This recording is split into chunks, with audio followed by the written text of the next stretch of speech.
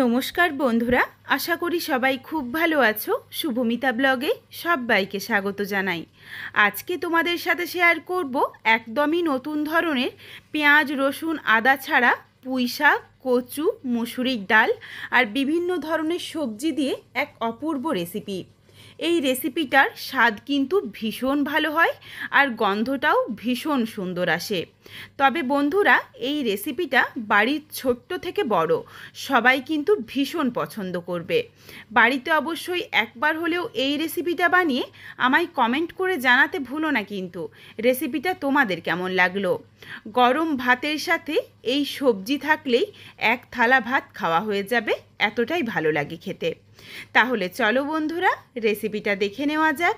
রেসিপিটা কেউ স্কিপ করো না। স্কিপ করলে আমি কি পদ্ধতিতে রেসিপিটা বানালাম বা কী মশলার অ্যাড করলাম সেটা তোমরা মিস করে যাবে, তখন হয়তো রেসিপিটা খেতে এতটা ভালো হবে না। এখানে আমি প্রথমেই বেশ কিছু রকমের সবজি কেটে নিয়েছি। আর নিয়েছি পুঁই শাক, কচু, নিয়েছি অল্প পরিমাণে মুসুরির ডাল। এই রেসিপিটার মধ্যে কিন্তু খুব বেশি মুসুরির ডাল লাগে না, অল্প মুসুরির ডাল দিলেই খেতে বেশ ভালো লাগে। প্রথমে এখানে আমি কড়াই গরম করে দিয়ে দিয়েছি একটা ফাটিয়ে নেওয়া শুকনো লঙ্কা।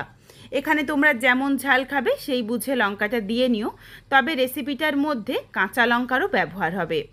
দিয়ে দিলাম একটা ছোট এলাচ, সামান্য একটু দারচিনি স্টিক আর দুটো লবঙ্গ, 4-5টা গোলমরিচ। দিয়ে দিলাম হাফ চামচের থেকে একটু বেশি পরিমাণে গোটা জিরে। এখানে আমি যেই পরিমাণে সবজি নিয়েছি সেই বুঝে কিন্তু মশলাটা দিয়ে দিচ্ছি। আর দিয়ে দিলাম হাফ চামচের থেকে একটু কম পরিমাণে পাঁচফোড়ন। পাঁচফোড়নটা কিন্তু খুব বেশি দিলাম না, পাঁচফোড়ন থেকে গোটা জিরের পরিমাণটা কিন্তু বেশি। এরপর গ্যাসের ফ্লেম একদম লোতে করে অনবরত নাড়াচাড়া করে মশলাটা ভেজে নেব, যতক্ষণ না অবধি মশলার থেকে একটা সুন্দর গন্ধ আসে। অনবরত নাড়াচাড়া করতে করতেই দেখো মশলার মধ্যে হালকা একটা রং ধরে গেছে আর সুন্দর একটা গন্ধ এসেছে। তবে বন্ধুরা, মশলাটা যাতে কোনোভাবেই পুড়ে না যায় এদিকে খেয়াল রেখো। মশলাটা পুড়ে গেলে কিন্তু রেসিপিটা খেতে একদম ভালো লাগবে না। মশলাটা নাবিয়ে নিয়েছি, এরপর মশলাটা ঠান্ডা হয়ে যাক, তারপর গুঁড়ো করে নেব। কড়াইয়ের মধ্যে দিয়ে দিলাম সামান্য একটু সর্ষের তেল। তেলটা গরম হয়ে গেছে, এরপর এখানে আমি কিছুটা পরিমাণে বিউলির ডালের বড়ি ভেজে নিচ্ছি। এখানে আমি বিউলির ডালের বড়ির ব্যবহার করেছি, তোমরা চাইলে কিন্তু যে কোনো ডালের বড়ি দিতে পারো, কোনো অসুবিধে নেই। বা হাতের কাছে যদি বড়িটা না থাকে তাহলে চাইলে বড়িটা বাদ দিয়েও রেসিপিটা বানাতে পারো। একটু নাড়াচাড়া করে বড়িগুলো লালচে রং ধরিয়ে ভেজে নিচ্ছি। বড়িগুলোর মধ্যে দেখো সুন্দর একটা লালচে রং ধরে গেছে। এরপর বড়িগুলো তেলটা ঝরিয়ে তুলে নিলাম। কড়াইয়ের মধ্যে বাকি যেটুকু তেল রয়েছে এই তেলের সাথে আমি আবারও সামান্য একটু সর্ষের তেল অ্যাড করব। খুব বেশি তেল দিচ্ছি না রান্নাটায়, অল্প তেল মশলার মধ্যেই যাতে খেতে দুর্দান্ত হয় সেইভাবেই আজকের রান্নাটা করছি। প্রায় 2 থেকে 3 চামচের মতো তেল রয়েছে। এরপর ফোড়নে দিয়েছি সামান্য একটু পাঁচফোড়ন আর একটা তেজপাতা, একটা দিয়ে দিলাম ফাটিয়ে নেওয়া শুকনো লঙ্কা। এরপর নাড়াচাড়া করে ফোড়নটা ভেজে নিচ্ছি।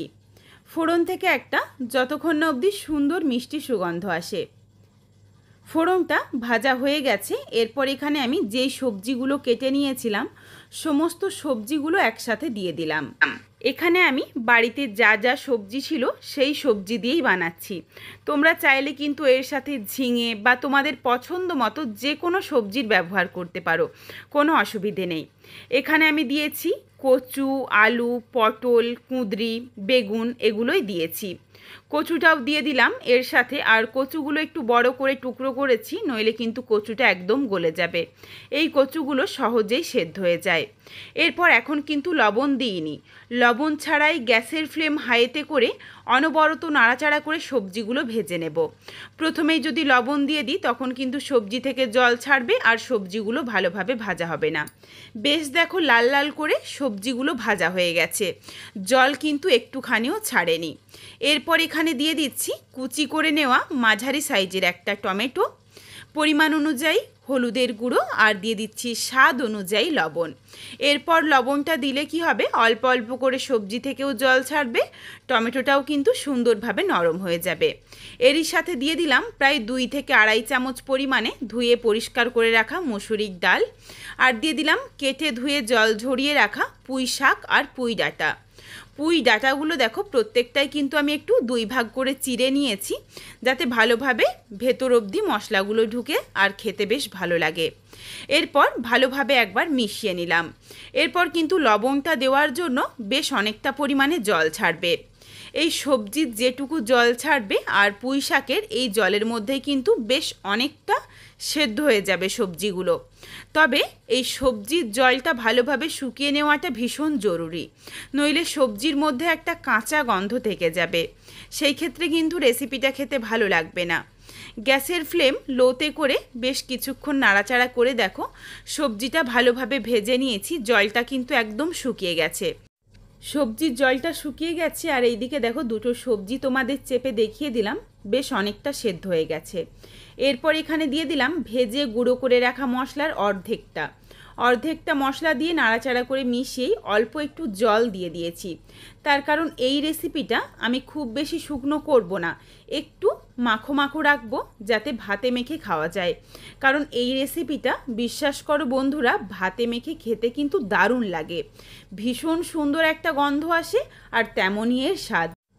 যেই জলটা দিয়েছিলাম জলটা দেখো ফুটে উঠেছে। এরপর গ্যাসের ফ্লেম লোতে করে কিছুক্ষণের জন্য ঢাকনা দিয়ে ঢেকে রেখে দিয়েছিলাম, যাতে ভালোভাবে ডালটা আর সবজিটা যেটুকু বাকি রয়েছে সেদ্ধ হয়ে যায়। সুন্দরভাবে দেখো সবজিগুলো সুসেদ্ধ হয়ে গেছে আর ডালটা কিন্তু একটু ছিপড়ে ছিপড়ে থাকবে, একদম গলে যাবে না। এখানে তোমাদের একটু আমি ডালটা দেখো দেখিয়ে দিচ্ছি, একটু ছিপড়ে ছিপড়ে মতো রয়েছে, অথচ ডালটা সুন্দরভাবে সুসেদ্ধ হয়ে গেছে, এর থেকে আর বেশি গলাচ্ছি না। এখানে আমি এই রেসিপিটা একটু মাখো মাখো রাখবো, এই জন্য আবারও সামান্য একটু জল অ্যাড করে দিয়েছি, কারণ এই রেসিপিটা তোমাদের আমি বললাম ভাতে মেখে খেতে বেশ ভালো লাগে। এরপর এখানে আমি হাফ চামচ পরিমাণে চিনি দিয়ে দিয়েছি টেস্টটা ব্যালেন্স হওয়ার জন্য, তবে চিনিটা অবশ্যই দিও, তাহলে কিন্তু খেতে বেশ ভালো লাগবে। চিনি দিয়ে নাড়াচাড়া করে মিশিয়ে নিলাম, যখন দেখো ভালোভাবে ফুটে উঠেছে এরপর দিয়ে দিচ্ছি ভেজে রাখা বড়িগুলো দিয়ে আবারও ভালোভাবে মিশিয়ে নিচ্ছি। বড়ির মধ্যেও অল্প একটু জল টেনে নেবে। এরপর এখানে দিয়ে দিলাম কয়েকটা চেরা কাঁচা লঙ্কা, তোমরা যেমন ঝাল খাবে সেই বুঝে কাঁচা লঙ্কাটা দিয়ে নিও, তবে অবশ্যই শেষে একটু কাঁচা লঙ্কা দিও, তাহলে কিন্তু সুন্দর একটা গন্ধ থাকবে। আর বাকি যে অর্ধেকটা ভেজে গুঁড়ো করে রাখা মশলা রেখেছিলাম মশলাটাও দিয়ে দিয়েছি একদম শেষে। মশলাটা দিয়ে নাড়াচাড়া করে মিশিয়ে নিয়েছি। সুন্দরভাবে দেখো রেসিপিটা রেডি হয়েছে, তবে এখানে মনে হচ্ছে সামান্য একটু লবণ লাগবে, এই জন্য অল্প একটু লবণ অ্যাড করে দিয়েছি। লবণ দিয়ে ভালোভাবে মিশিয়ে নিলাম। কতটা সুন্দর দেখো রান্নাটা দেখতে হয়েছে, আর এই রান্নাটা কিন্তু খেতেও বেশ ভালো লাগে। পেঁয়াজ আদা রসুন ছাড়া একদমই অল্প তেল মশলার মধ্যে এই রেসিপিটা বাড়ির প্রত্যেকে পছন্দ করবে, এটা আমি তোমাদের কথা দিলাম। গুঁড়ো মশলাটা দেওয়ার পর মিশিয়ে নেওয়ার সাথে সাথেই গ্যাসের ফ্লেমটা অফ করে ঢাকা দিয়ে 5 মিনিটের জন্য স্ট্যান্ডিং টাইমে রেখেছিলাম, যাতে ভালোভাবে মশলার গন্ধটা রেসিপিটার সাথে মিশে যায়। এরপর দেখো নামিয়ে নিয়েছি, দেখেই কতটা লোভনীয় মনে হচ্ছে আর খেতে তো বেশ ভালো লাগে। তাহলে বন্ধুরা বাড়িতে অবশ্যই একবার হলেও রেসিপিটা বানিয়ে আমায় কমেন্ট করে জানাতে ভুলো না কিন্তু রেসিপিটা তোমাদের কেমন লাগলো। রেসিপিটা তোমাদের যদি ভালো লাগে তাহলে লাইক করো, শেয়ার করে বন্ধুদের দেখার সুযোগ করে দিও। তোমরা যদি এই রকম নিত্য নতুন রেসিপি আরও পেতে চাও তাহলে অবশ্যই আমার চ্যানেলটিকে সাবস্ক্রাইব করে পাশে থাকা বেলটি অন করে অল নোটিফিকেশান অন করে দিও, যাতে আমার প্রত্যেকটা রেসিপির নোটিফিকেশান সববার প্রথমে তোমাদের কাছে পৌঁছে যায়। আবারও খুব শীঘ্রই হাজির হচ্ছি নতুন কোনো এক রেসিপি নিয়ে। পরবর্তী রেসিপি দেখার আমন্ত্রণ রইল। পুরো ভিডিওটা দেখার জন্য অনেক অনেক ধন্যবাদ। তাহলে আজকে আসি, সবাই ভালো থেকো, সুস্থ থেকো। আবারও শীঘ্রই দেখা হচ্ছে নতুন কোনো এক রেসিপির সাথে।